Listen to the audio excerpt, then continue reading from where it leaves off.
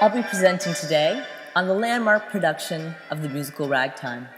By 1900, America was an established world power. The West was won. The frontier and over 300 years of American history was behind us. The continent settled, coast to coast.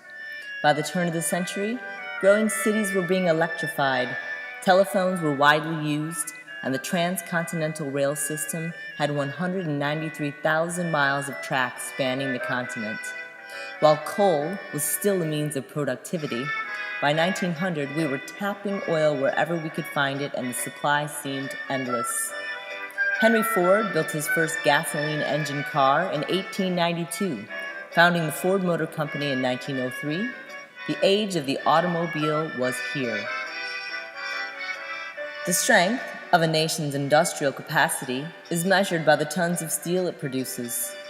In the 1880s, Andrew Carnegie constructed the world's largest steel mill, and by 1900, the United States was turning out some 10 million tons a year. New wealth produced a boom in urban construction. Architects flourished, and under their skyscrapers, societies. America was the place to be.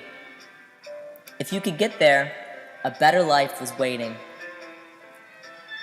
With all this industry to support, who would take on the task? America would have never risen to its preeminent place in the world of industrial nations without the back-breaking toil of its workers. Laborers were behind the railroads, skyscrapers, textiles, and the coal and oil that fueled America. These workers consisted of men, women, and children, garnering subpar wages, often in deadly, hellish conditions, where the work never seemed to cease. Luckily for these barons of capital, a most recently emancipated population of African Americans migrated to northern cities, and a steady influx of immigrants poured into their commonwealth. These people, however, did not share in its wealth. This giant labor force had to let off steam and be entertained. Victorian-era music and social dance reigned for the upper crust, while the European tenements of the Lower East Side had their own traditional folk rhythms. But uptown, in Harlem, there was a new music. Ragtime, or ragged time, is an original American musical genre, enjoying its peak between 1897 and 1918. It began as dance music in the red light districts of St. Louis and New Orleans, years before being published as popular sheet music. Ragtime is a syncopated modification of the march, intermixed with African polyrhythms. Ragtime's most famous composer was Scott Joplin, who published his Maple Leaf Rag in 1899 and The Entertainer some years after. Ragtime sounded how African American people wanted to feel and could feel in their barrel houses, juke joints, and clubs. The name captured this time period so well, acclaimed novelist E.L. Doctorow named his epic piece of historical fiction after it, Ragtime.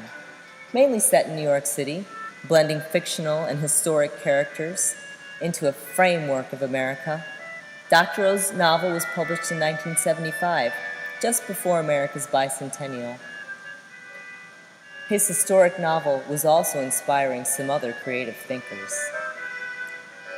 Why Ragtime the musical? Skip to 1998. The complete restoration of the new Ford Center for the Performing Arts at 42nd Street and Broadway is near completion. Theatrical mega-producers Livent, led by Garth Drabinsky, commissioned a new musical to properly inaugurate their investment. Livent tore down 2 historic Broadway theaters to create the space, the Lyric, built in 1903, and the Apollo, 1920, incorporating some of the original interiors into the modern design. Now, They just needed the right show.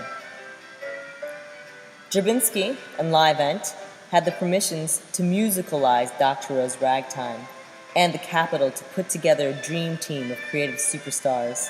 To adapt the novel, Terrence McNally. Composer Stephen Flaherty and lyricist Lynn Ahrens created its magnificent score. Acclaimed director Frank Galati led the proceedings. Musical staging and choreography were entrusted to Graziella Danielle. Ragtime paints the picture of three very different American experiences, intersecting the storylines of African Americans, represented by Colehouse Walker Jr., a Harlem musician struggling to make something for himself, for his love Sarah, and their newborn son.